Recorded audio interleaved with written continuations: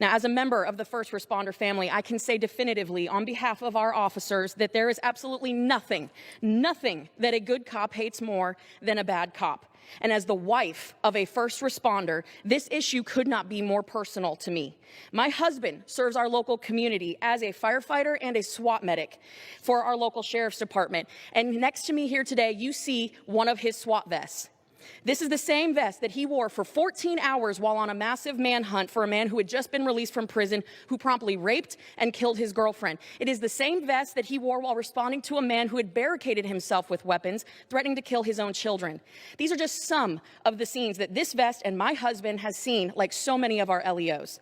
But the real threat here is not the dangerous situations that my husband has seen in protecting his community. It is the fact that this bill, and by extension you, Mr. Speaker, want to take this vest off my husband's back. Because yes, what this bill does is take this kind of equipment off the backs of our men and women in uniform.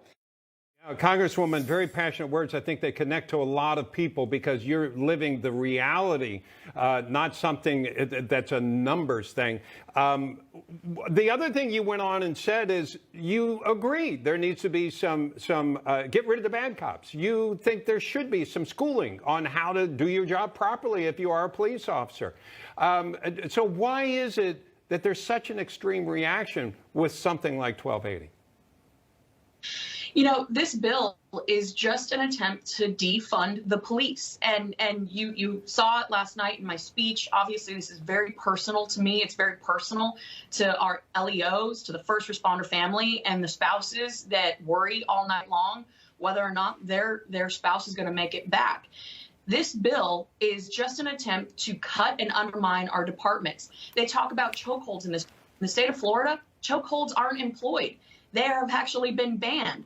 Prior to this bill, I sat down with all of my sheriffs, all of my police chiefs, and they read this bill with me in shock and horror at what it would do, getting rid of qualified immunity, undercutting all the grants, giving the grant money that goes towards the protective equipment like that vest to NAACP, to citizen advisory boards. This is garbage. This is dangerous. And it stands to reason that if you want better protection and better trained police, you fully fund them.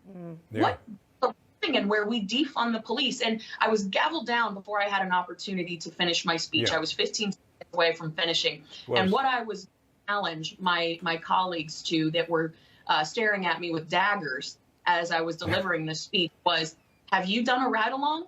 Have you gone into the sim units at your local police academy? Because if you haven't, you have no business voting on this bill. And so I was challenging every single one of my colleagues who voted in favor of that bill, and that challenge stands today.